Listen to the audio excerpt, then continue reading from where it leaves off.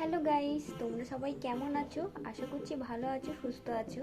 আমি অনেকটা দিন, প্রায় 1-2 মাস হয়ে গেছে আমি ভিডিও দিচ্ছি না, কারণ আমার শরীরটা ভালো ছিল না। ওই কারণে আমি বড় ভিডিও দিতে পারছিলাম না, তবে শর্ট ভিডিও ছাড়ছিলাম।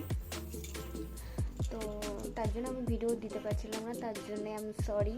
কিছু করার নেই, আমার শরীরটা যেহেতু ভালো ছিল না, তার মধ্যে আমি শ্বশুরবাড়িতে ছিলাম। এটা হয়তো অনেকেই জানে, আমি কিছু কিছু শর্ট ভিডিও সেখানে ছাড়ছিলাম শ্বশুরবাড়িতে। আমি শরীরটা ভালো ছিল না বলে, তো এই কারণে তো এখন থেকে আবার নতুন করে বড় ভিডিও আসবে। তোমরা যেমনভাবে আমাকে সাপোর্ট করছিলে ঠিক সেইভাবেই সাপোর্ট করো, আমার পাশে থেকো। আমি এটাই চাই যে তোমরা সবাই আমার পাশে থেকো, আমিও তোমাদের পাশে অবশ্যই থাকবো। তা আমি এখন থেকে ব্লগটা স্টার্ট করলাম। অনেকদিন তো ভিডিও দেওয়াই হয়নি, যে কী বলবো বুঝতেও পারছি না। জানি না আমার এখন আমার লাইক, কমেন্ট, শেয়ার বা সাবস্ক্রাইব বাড়বে কি না, সেটাও আমি জানি না, আর কি হবে কি। তো যাই হোক, তোমরা কিন্তু আমার পাশে অবশ্যই থেকো।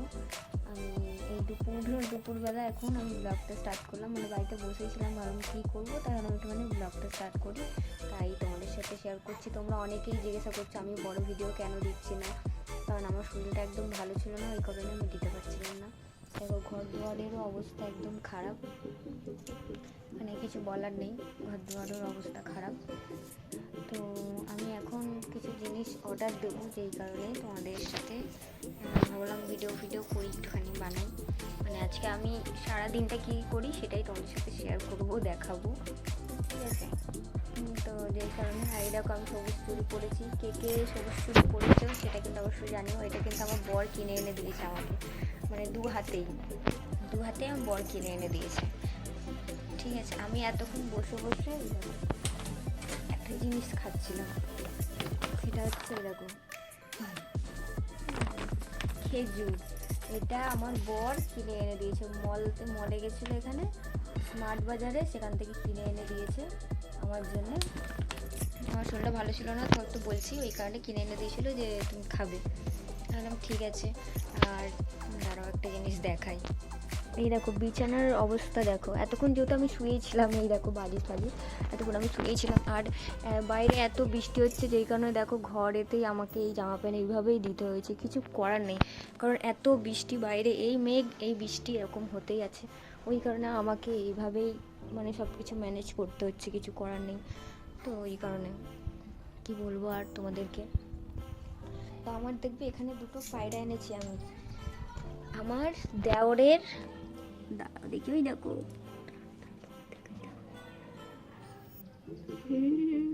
কেমন করে রয়েছে দেখেছো? এই পায়রাগুলো হচ্ছে কি যে আমার দেওরকে দিতে যাব, ঠিক আছে? এই পায়রাগুলো আমার দেওরকে দিতে যাব, কারণ আমার দেওরের একটা কালো পায়রা ছিল, সেই পায়রাটা মরে গেছে, ঠিক আছে, মারা গেছে। তো যেই কারণে ও 3 দিন ধরে কিছু খাচ্ছে না, কারোর সাথে কথা বলছে না, এত কাঁদছে। একটা পোষা জিনিস যেহেতু মারা গেছে, ওর জন্য ওর প্রচণ্ড কষ্ট হচ্ছে, যেহেতু ওকে ছোটো থেকে মানুষ করেছে, তো ওর জন্য এত কষ্ট হচ্ছে, খুব কাঁদছিল। আমাকে ফোন করে বলছে, বৌদি তুমি আমার জন্য পায়রা এনে দাও। আমি বলছি আমি পায়রা কোথায় পাবো? বলছে আমি জানি না, তুমি পায়রা এনে দাও। আমি বললাম ঠিক আছে। হয়ে গেল নাকি কে? তো যাই হোক, তো আমি ওকে বললাম কি যে আমি পায়রা কোথায় পাবো, তো বলছে কি যে আমি জানি না, তুমি এনে দাও। তারপরে আমি আমার একটা বন্ধুর কাছ থেকে আমার 2খানা পায়রা এনে দিয়েছি। আমরা আজকে শনিবার, কালকে আমরা যাব, কালকের ব্লগটাও আসবে, তোমাদের সাথে শেয়ার করবো সেই ব্লগটাও, পুরোটা দেখাবো তোমাদেরকেও। তো আমরা কালকে যাব, আমি আমার বর গিয়ে ওই পায়রা দুটো দিয়ে আসবো। আমরা এই এলাম শ্বশুরবাড়ি থেকে, আবার আমাদেরকে ওইখানে যেতে হবে, কি বলবো আর। তো আবার যেতে হবে, যেহেতু ওর জন্যে কালকে যাবো, গিয়ে পায়রাটা দিয়ে আসবো। ওর মন মেজাজ একদম ভালো নেই, আমাকে কয়েকদিন থেকে বলছে বৌদি তুমি আমাকে একটুখানি পায়রাটা দিয়ে যাও, দিয়ে যাও। আমি তো একা যাই, কিন্তু অনেকটা দূর, তো আমার একটু ভয় লাগে একা একা। আর পায়রা নিয়ে তো আমি পারবোই না, আমার আরও ভয় লাগবে, পায়রা এমনি ভয় লাগে। তো যেই কারণে আমি বলেছি যে ঠিক আছে, তোমার দাদা আসুক, তারপরে আমি যাবো, তোমার দাদার ছুটি হোক। তো কালকে তো ওর ছুটি, রবিবার, কালকে ওর ছুটি, তো সেই কারণে আমরা কালকে যাবো। তো দাঁড়াও, এবার তোমাদেরকে একটা জিনিস আমি দেখাই, তো চলো দেখো। বাইরের ওয়েদারটা দেখো, এই বৃষ্টি, এই রোদ, একটা কি বলবো, কি অবস্থা, এই বৃষ্টি, এই রোদ, এই হচ্ছে, কিচ্ছু শুকোতে দিতে পারছি না। আর আমার লঙ্কা গাছ একদম মরে গেছে।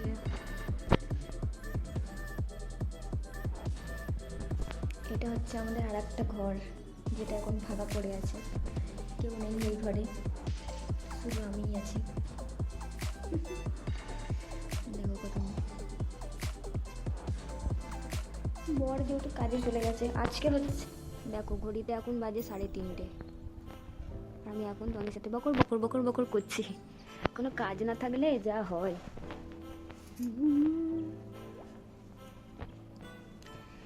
আমার ঘর দুয়ারের কি অবস্থা, আমার একটু ঘর দুয়ারগুলোকে গোছাতে হবে।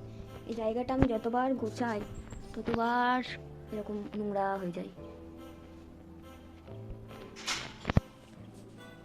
তো গাইস, আমি এখন একটুখানি ঘুমোই, মানে রেস্ট নিই। তো ঘুম থেকে উঠে তোমাদের সাথে আবার শেয়ার করবো ব্লগটা। তো ততক্ষণ আমার পাশে থাকবে, ঠিক আছে, দেখতে থাকবে ব্লগটা। আর আমার চ্যানেলটাকে কিন্তু অবশ্যই সাবস্ক্রাইব করে যেও, যারা নতুন আছো তারা কিন্তু সাবস্ক্রাইব করে দিও। তো চলো আমি একটুখানি রেস্ট নিই, একটুখানি ফোন ঘাটি, তারপরে আবার তোমাদের সাথে শেয়ার করবো। তো গাইস, আমি এখন ঘুম থেকে উঠে পড়েছি, আর আমি এখন একটুখানি রান্না করবো, রাত্রিরে রান্না করতে হবে। তারপরে একটুখানি চা খাবো। এখন 6:30 মতো বাজে। তো বাইরে দেখো এখনো মানে আলো রয়েছে, জানো, এখনো অন্ধকারই হয়নি। চলো বাইরেটা তোমাদের দেখাই। বাইরেটা দেখো এখনো মানে অন্ধকার হয়নি,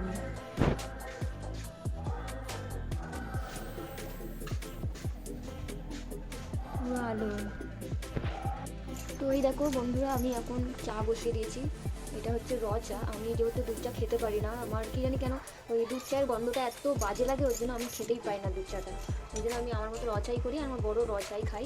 আর এদিকে ভাত বসিয়ে দিয়েছি। আজকে বেশি কিছু রান্না করবো না, ভাবছি একটুখানি ইয়ে করবো, ওই কী বলে ওটা, তো ডিম আলু ভাজবো আর ডাল করবো। আর ভাতটা তো বসিয়েছি, চাটা হলে একটুখানি চা খেয়ে তারপরে এইসব কাটাকুটি করবো। তো আমার চা তো হয়ে গেছে, আর এই দেখো আমি এখন এখানে ডাল বসিয়ে দিয়েছি, আর ওদিকে ভাত হচ্ছে হোক। আর আমার এই দেখো চা আমি নিয়ে নিয়েছি রসা। তো চলো এখন আমি খেয়ে নিই, তারপরে আবার কাটাকুটির সময় দেখাবো। তো আমি এই সবে চা খেতে বসলাম। এখন সব আলু কাটাকুটিগুলো করে নিলাম, ধরো যে পেঁয়াজ, তারপর আলু, এগুলো সব কেটে কুটে রাখলাম। এই চাটা খেয়ে তারপরে যাবো আর কি করতে, রান্নাটা করবো। চলো আমি একটু চাটা খেয়ে, আমার মতো কার কার অভ্যেস আছে এরকম ঘুম থেকে উঠে চা খেতে হবে। আমার তো মানে সত্যি কথা বলতে, আমি শ্বশুর বাড়িতে থাকতো এই কাজ করি, বাবার বাড়িতে থাকতো এই কাজ করি, আর এখানে থাকতো এই কাজ করি। মানে আমি এই ঘুম থেকে উঠে আমার চা চাই সকালবেলাতে, আর এই হচ্ছে বিকেল টাইমটা। আগে তো আমি অনেক চা খেতাম, মানে চা আমার খুবই ফেভারিট জিনিস, কিন্তু আস্তে আস্তে সেটা কমে দিচ্ছে। মানে আমি বুঝতে পারছি যে চা খাওয়াটা একদম ঠিক হচ্ছে না, ওই জন্যে দুবেলা খাই। আর যদি বাইরে বেরোই তখন আবার একটুখানি খাই, নয়তো অত খাই না। তাই কি করবো, কী বলে, কড়কড় কড়কড় করছে চোখের পাঠাগুলো, আমার এত চোখের মধ্যে পড়ে, কড়কড় কড়কড় করে সারাক্ষণ। চলো চাটা খেয়ে নিই।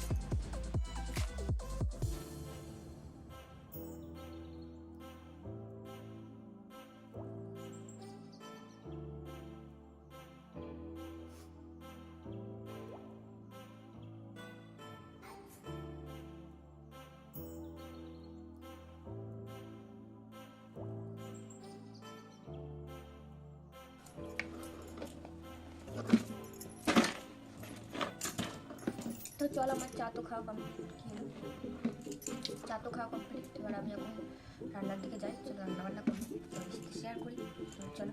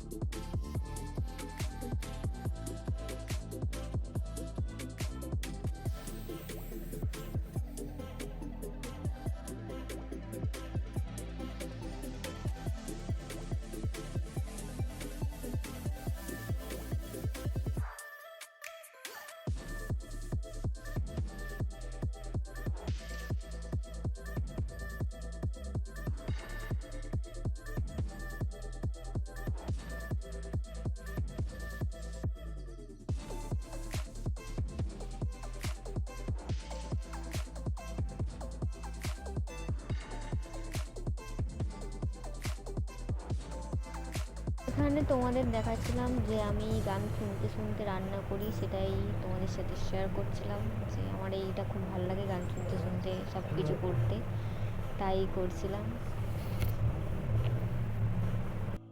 তো গাইস আমার তো সবই রান্নাবান্না সব কমপ্লিট হয়ে গেছে, তো ভাবলাম আমি একটুখানি আমার বরকে আনতে যাই। তো আমি এখন স্টেশনে যাচ্ছি। তো এই দেখো আমি রেডি হয়ে গেছি, এটা চুড়িদার পরেছি আর কিছুই না। তো যাই হোক আমি এখন ওকে নিয়ে আসি, তারপরে আবার তোমাদের সাথে দেখা হচ্ছে। এখন 8:30-10 হয়ে গেছে, এমনিতেই চলো মানে চলে এসেছে। তো আমি এখন বেরোই, তারপরে আবার তোমাদের সাথে দেখা হচ্ছে।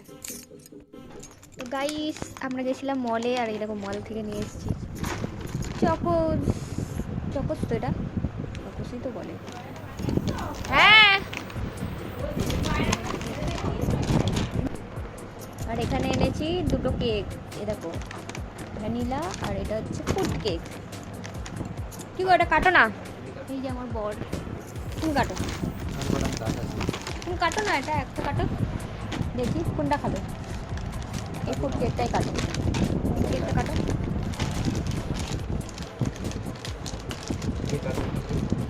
কেন ছুরিটা নিয়ে এসো না, এই কাঁচিটা, ওই তো কাঁচিটা, ওই দেখো কেটে গেছে।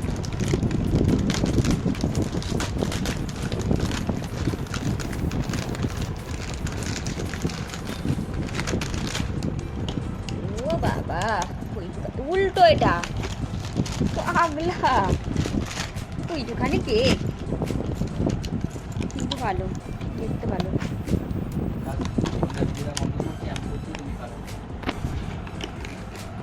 হ্যাপি বার্থডে, হ্যাপি বার্থডে বলো, হ্যাপি বার্থডে টু ইউ। ও বাবা, এটা তো আমি দিয়ে দিয়ে বলেছি।